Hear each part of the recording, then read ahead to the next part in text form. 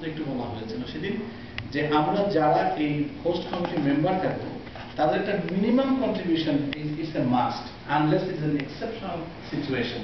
সেটা হলো $100 একদম without any condition for one মান্থকে দিতে হবে। হ্যাঁ, যদি কেউ একান্ত না পারে, সেটা স্পেশাল সিচুয়েশন হলে we might think about that, but generally speaking $100 আমরা সবাই পার পার্সন ডোনেট করবো, যে 130 জন আলটিমেটলি কমিটিতে থাকবে। $100 ইজ এ মাস্ট। কিন্তু এটা ছাড়াও তাকে আরেকটা কাজ করতে হবে, $500 to $1,000 রেজ করার জন্য হেল্প করতে হবে। সেটা কিভাবে? সে রেজিস্ট্রেশন টিকিট সেল করে করতে পারে, সে অ্যাড এনে করতে পারে, সেটা সে অন্য কোনো মিনস অ্যাপ্লাই করতে পারে। আবার একটা কথা, যদি কেউ একান্ত না পারে, সেটা যদি স্পেশাল সিচুয়েশন হয়, উই ডেফিনেটলি কনসিডার দ্যাট।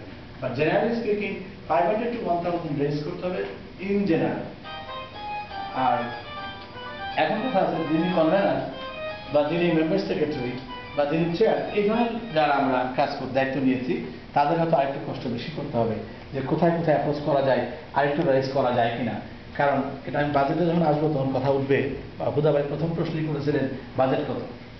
তো আমি ওনাকে যখন বললাম যে বাজেট $250,000 অর্থাৎ 250,000, তুমি একটু বললেন যে এত টাকার বাজেটকে নিয়ে আমরা কিভাবে কি করবো।